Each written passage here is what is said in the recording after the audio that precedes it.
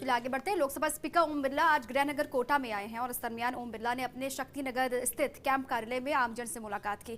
First India से बातचीत करते हुए बिरला ने कहा है कि साल 2020 कोरोना जनित चुनौतियों से जूझते हुए ही बीत गया, लेकिन उम्मीद है कि वैक्सीन लेकर आ रहा नया साल हमारे लिए नई ऊर्जा और नई उपलब्धियां लेकर जरूर आएगा। लोकसभा स्पीकर से एक्सक्लूसिव बातचीत की है हमारे संवाददाता भवर एस चारण ने। लोकसभा स्पीकर ओम बिरला गृहनगर कोटा के प्रवास पर हैं और बिरला साहब, फिलहाल मेरा सबसे बड़ा सवाल यही कि आपने भी पत्र लिखा है लेकिन कोटा की कोचिंग शुरू नहीं हो पा रही है। कितना बड़ा मुद्दा है ये आपके लिए संसदीय क्षेत्र के लिए? ये कोटा का नहीं, पूरे देश भर से पढ़ने वाले विद्यार्थी जो IITN की, इंजीनियरिंग की, मेडिकल की कोचिंग यहाँ प्राप्त करने आते हैं, उनको अपनी नियमित शिक्षा के अलावा भी कोचिंग के माध्यम से उनको परीक्षा उत्तीर्ण करने में सफलता प्राप्त होती है।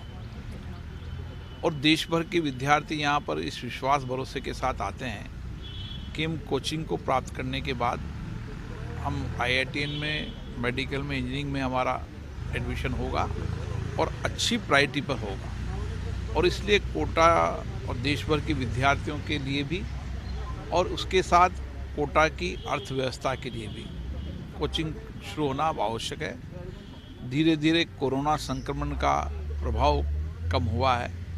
मुझे लगता है कि भविष्य में बहुत जल्दी इसका प्रभाव भी कम होगा। भविष्य के अंदर इसकी कोविड की वैक्सीन भी आने वाली है। उसके साथ हम किस तरीके से एक सुरक्षित गाइडलाइन बनाकर यहाँ की कोचिंग, यहाँ के एजुकेशन इंस्टीट्यूशन और पूरे राजस्थान के कोचिंग और राजस्थान के एजुकेशन इंस्टीट्यूट कैसे शुरू कर सकते हैं, उसकी राज्य सरकार को व्यापक कार्य योजना बनाना चाहिए। सर, पिछली बार भी आप विजिट पे पधारे थे तो कोचिंग को लेकर आपसे बात हुई थी। प्रिंसिपली आप तो एग्रीड थे, लेकिन आखिर कहाँ पेच अटक रहा है? राज्य सरकार और केंद्र सरकार के बीच का ये पूरा मसला फुटबॉल बन गया लगता है। नहीं, राज्य सरकार और केंद्र सरकार के बीच के अंदर कोई विवाद नहीं है। केंद्र ने एक स्पष्ट गाइडलाइन जारी कर रखी है जिसमें राज्य सरकारों को अपने स्तर पर वहाँ की व्यवस्थाएं देखते हुए कोविड गाइडलाइन की SOP बनाकर और एजुकेशन इंस्टीट्यूट को शुरू करने की स्वायत्तता राज्यों को दे चुके हैं। मैंने इस संबंध में गृह मंत्रालय से भी बात की थी। गृह मंत्रालय ने कहा कि राज्य सरकार को अगर इसके अलावा भी कोई स्पष्टीकरण चाहिए तो हम स्पष्टीकरण भेज देंगे, ताकि राज्य सरकार अपनी SOP बनाकर, गाइडलाइन बनाकर और कोचिंग, अन्य एजुकेशन इंस्टीट्यूट वहाँ की परिस्थितियों को देखते हुए शुरू कर सकते हैं। सर, 7-8 जनवरी को कोटा में बंद की बात इस पूरे मुद्दे को लेकर कही जा रही है। आपको क्या लगता है, जनवरी नया साल का पहला महीना है, खुशखबरी मिल सकती है कोचिंग शुरू होने की कोटा को? मैं सभी संगठनों से आग्रह करूंगा कि बंद करने की आवश्यकता नहीं है। हम राज्य सरकार से पुनः आग्रह करेंगे और मुझे लगता है कि राज्य सरकार भी हमारी बात को, हमारी यहाँ की समस्याओं को सहानुभूतिपूर्वक विचार करेगी। सर, आप संसदीय क्षेत्र के दौरे पर हैं, क्या वैक्सीनेशन को लेकर कोई अपडेट लेंगे आप? हर कोई इसकी तैयारी कर रहा है, कोटा में भी बड़ी उत्सुकता है इसको लेकर के।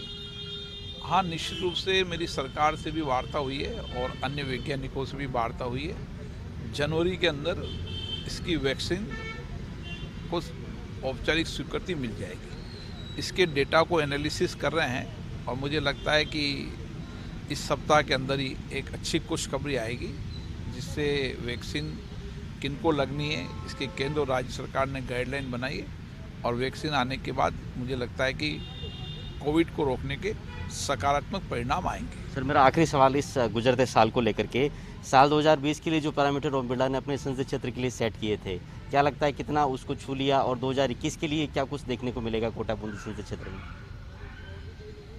पिछला वर्ष हम सबके लिए चुनौतीपूर्ण वर्ष रहा।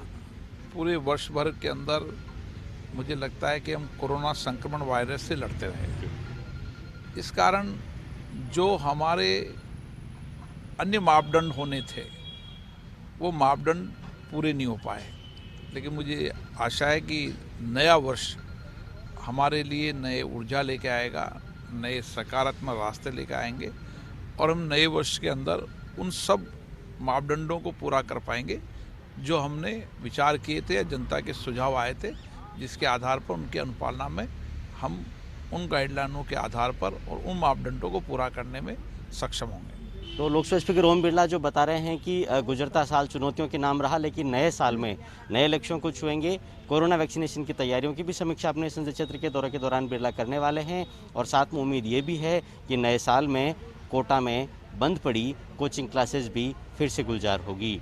लेकिन इसके साथ ही साथ लोकसभा स्पीकर ने अपील की है कि जिस तरह से कोटा में 7-8 जनवरी के बाद कई संगठनों ने कोचिंग फिर से शुरू करने की मांग को लेकर कोटा में बंद बुलाने की बात कही है, उसको उन्होंने टालने की भी अपील की है।